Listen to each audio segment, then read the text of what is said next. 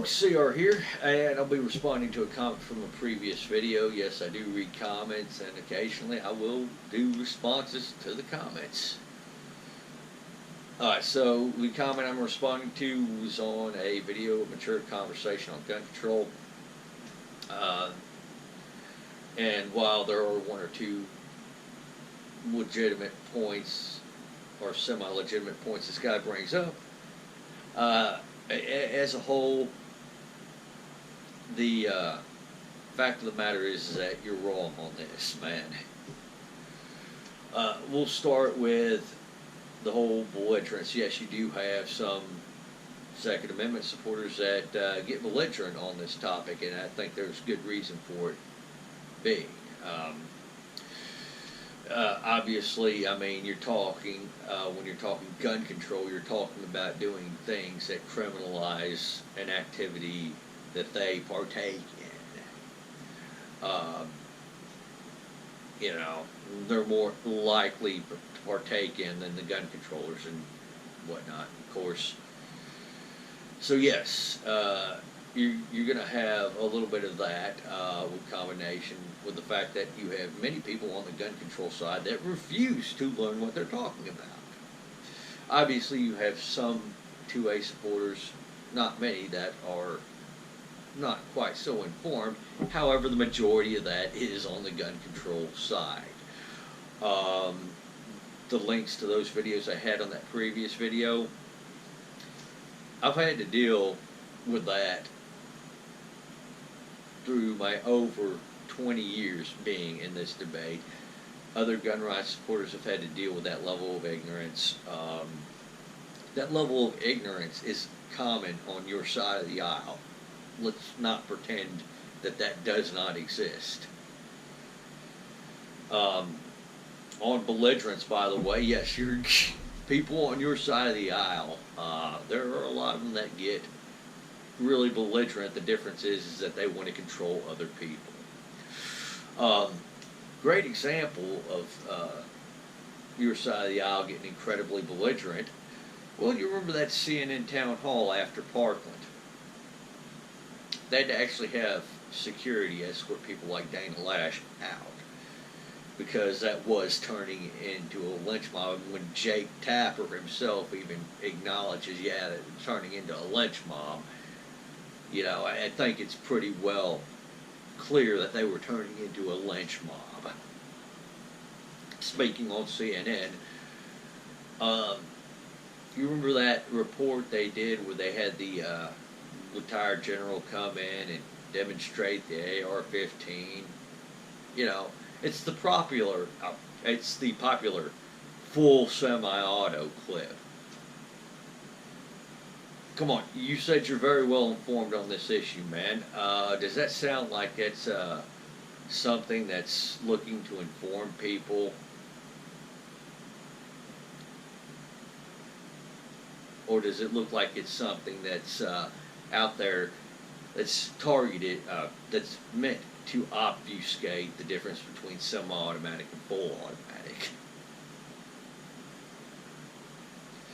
And as I said, there are some people who are on the gun control side that are very well informed. Those people usually tend to be dishonest about this. Case with that CNN report there on the AR-15, that would be one such case. Another one, David Hemingway, a gun violence researcher. Now, I remember reading the headline, well, the conclusion of one of his studies that said that more on-duty officers die from gunshot wound than, less on-duty officers die from gunshot wound than school children. Well,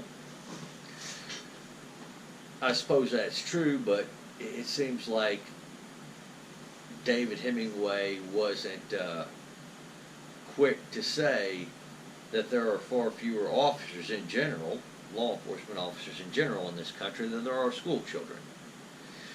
Another portion of this he only counted the on-duty deaths from police officers, whereas the school children, he counted all of their deaths by gunshot wounds.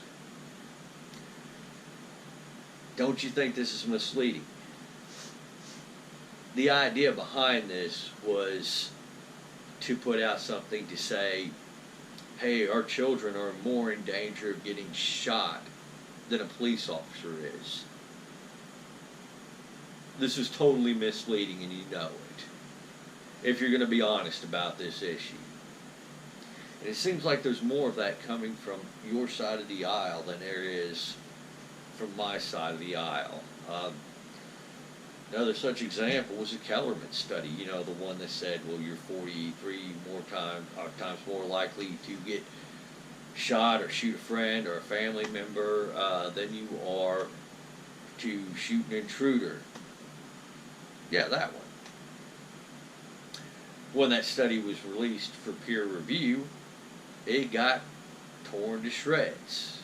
In fact, I don't even know why I'm calling it a study.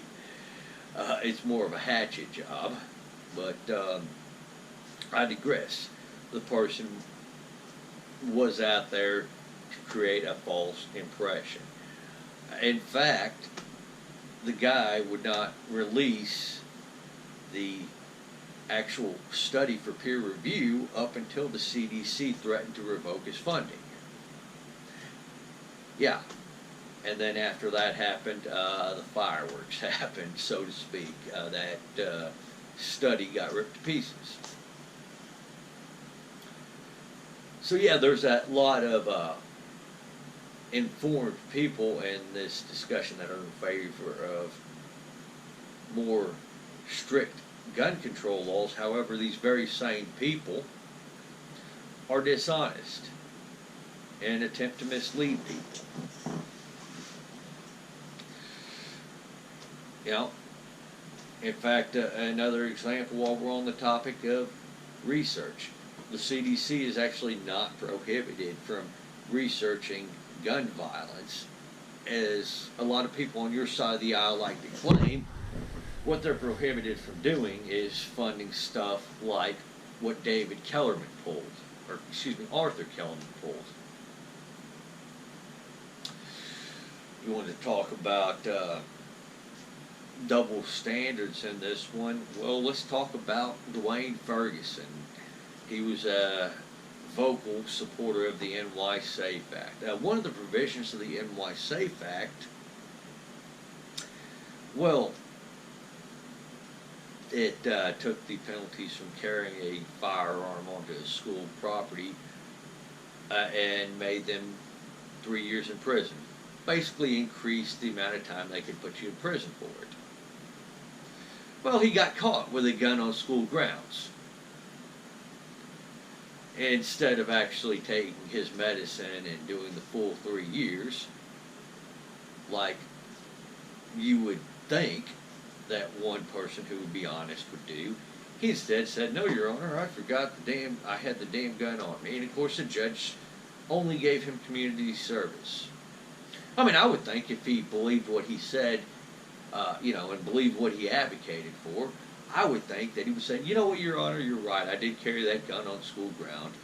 And since I believe in this, you go ahead and give me the full 3 years in prison." But he didn't.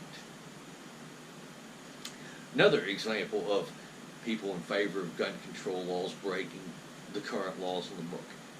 Karen Millard. She was running as a legislator a few years ago in Virginia. Her centerpiece issue was gun control and how we just did not have enough gun laws in this country. What she did was she put a video out of her on the internet taking her hubby's AR-15 and taking a saw and sawing it right here. What she did was a violation of a law, a federal law at that had been in place since the 1930s. When the ATF came by to have a talk with her, I'm pretty sure she weaseled her way out of charges on that one, and I'm sure the ATF showed leniency on that one. But then she went on to say that this was just NRA propaganda. Well, no, Karen, this is federal law that you broke. And you're lucky that the ATF was so lenient on you and you were running for office, instead of it being a situation like Randy Weaver's where he inadvertently broke that same federal law and then lost his wife and child to the fact that the ATF came in on a no-knock raid. And this, by the way, is after he missed a court date. That was because the government sent him the wrong court date. So I guess Karen should count her blessings there. So, why is it that your side of the aisle, many of the vocal people on your side of the aisle, want to talk about the need for more gun laws, but they can't be bothered to research the current ones on the book? It seems like there's a lot more people on your side of the aisle that will do that. And then when they get in trouble for it, act like it's no big deal. Let's talk about another one, Katie Couric. In her Under the Gun documentary, supposedly somebody went to somebody outside of their state of residence and bought some handguns. Now, that is also illegal. But she did it anyway, and no, just because the ATF didn't come and give her a visit doesn't mean she didn't break the law. Another such example, same documentary, she was interviewing the Virginia Citizens Defense League. Now, thankfully they recorded the interview themselves, but in that documentary she puts that long pause, as if they didn't have an answer to her question. They edited the video to do that. Now, of course, Katie Couric comes back after she got caught on this and says, well, I was just doing this for dramatic effect. Yeah, okay, I believe that when a pig starts flying. But, yeah. The problem is it's always people on your side of the aisle doing this stuff. You do have the occasional Wayne LaPierre that says, the only thing that stops a bad guy with a gun is a good guy with a gun, which is not entirely true. A good guy with a gun is a very effective way to stop a bad guy with a gun. There are also other ways. Your gun laws seem to be very ineffective at that.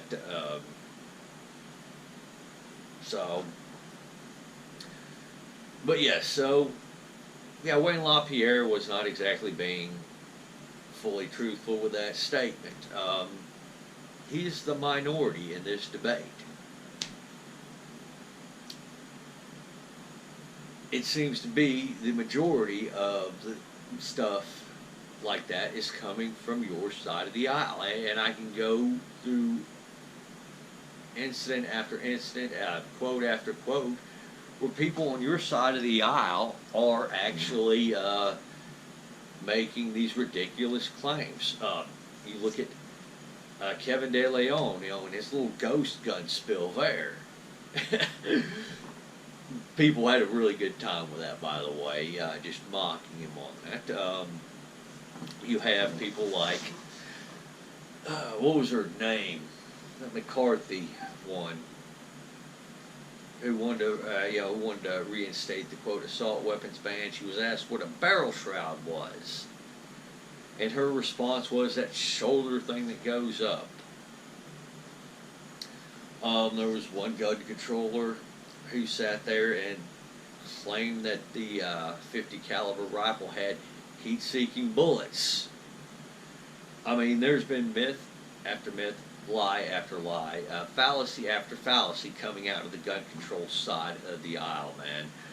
Even comparing the U.S. to the U.K. or the U.S. to Canada on homicide rates, all you're doing is showing one segment of the data. But if you go back and look at the historical data for either the UK or Canada,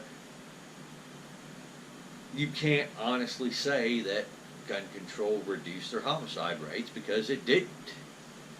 You know, you can't actually sit there and say, well, the U.S. has such a high homicide rate because of guns, and the UK has a low homicide rate because they've pretty much regulated firearm ownership out of the hands of the average person. You know, you can't say that, because specifically you go back and you look at the historical data, and there is no drop in their homicide rates after gun control. But yet your side of the aisle will continue to push that dishonest claim. And you wonder why some gun owners get belligerent. You know, it's because you guys are just sitting there unashamedly lying to people's faces like that. I do not consider that a very civil act. You want to have a civil, mature conversation, you need to be honest. Oftentimes, when you guys act civilly, you'll notice that my side of the aisle will act civilly. When you start doing things that are very uncivil, very dishonest, very underhanded, that's usually when my side of the aisle does get belligerent with you. So, there you have it. Now, I could continue on with this video, but I can see I've gone a little bit longer than I intended to. So, I'm going to leave it at that. Guys, leave your comments. The person I'm responding to, dude, go ahead. Comment on this video. Tell me exactly where I'm wrong. Let me know where exactly I'm wrong on this.